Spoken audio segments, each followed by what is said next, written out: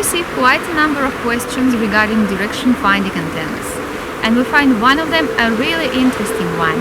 How do you know the technology of direction-finding antenna and the process of its production? I've got a direction-finding receiver today to answer this question. It was engineered in 1969 in the USSR for the express purpose of radio direction finding. The Soviet Union was the only country around the globe to produce direction-finding receivers in industrial scale volumes. These receivers covered all bands, 3.5, 29 and 144 MHz.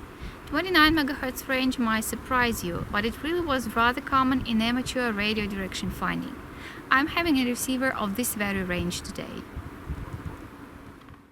Such receiver was also used in training military forces to locate the airdrop. The other country that produced direction-finding receivers in industrial scale volumes was the German Democratic Republic, or East Germany, the country that ceased to exist after German reunification in 1990. Its manufacturer ceased to produce direction-finding receivers. Russia, the former USSR, remained the only manufacturer of equipment of this kind. These years hugely enriched the experience of direction-finding receivers production and use, and we're happy to have engineers in our team who used to take part in such designing. Well, let's turn on our receiver manufactured in 1973. Absolutely, you heard it right. This item was manufactured in the year 1973.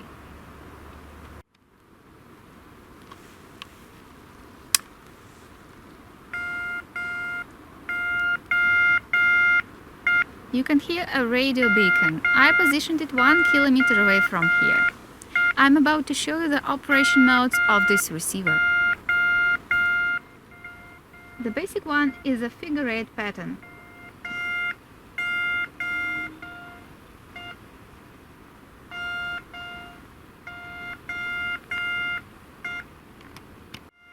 If I need to switch to a cardioid mode, I have to press and hold this button.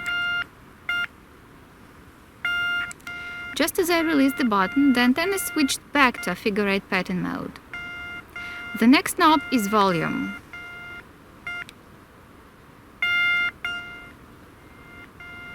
And the third one is frequency tuning. Now let's have a look at toggle switches. We've got 3 of them. The first one is power. We've turned it on already. I'll tell you what the rest of them are for. The lower switch is aimed to turn a bit frequency oscillator that allows to receive CW and SSB. We can turn it on when needed. If I turn it off, we can hear clicks produced by CW.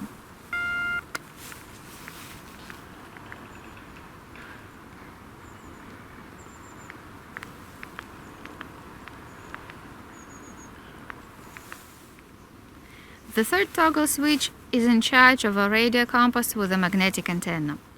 What is the radio compass for? Each plane is provided with such device. I'll try to explain the system's essence. Prior to GPS launch, pilots used to get to an airport of destination by taking bearings of a transmitter positioned at this airport.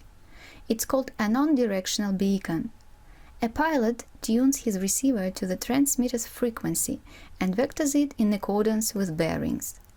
The only difference is, instead of listening to the signals, a pilot has to look at an aircraft instrument that shows bearings direction. Radio compass is a must in aircraft electronics, for GPS is a highly fragile system that may be easily interfered. And quite the opposite, after years of use in aircrafts and ships, the radio compass proved to remain the most reliable system. What's the radio compass here for? Well, we have taken transmitter's bearings, 28, 29 MHz frequencies in our case. Let's start direction finding.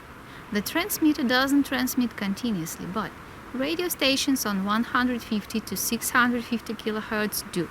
That's why, after having taken bearings of our transmitter and avoiding the change of the antenna position, we should switch the lever of the radio compass on and revolve the magnetic antenna on the bottom of the receiver until we can hear the lowest signal of any radio station we can find.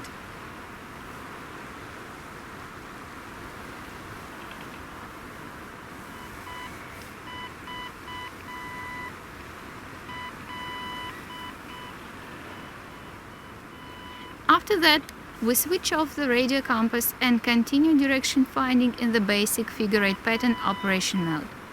As soon as the transmitter pauses, we can switch on the radio compass and follow its bearings. This is the way an ARDF competitor could save time during contests. That's basically how the whole system works. It happens so that there are 4 radio manufacturing plants in the area of my residence. They produce industrial electronic equipment. That's why our team has no radio engineers shortage. And that's how we know how direction finding antennas work and what the process of their production must be.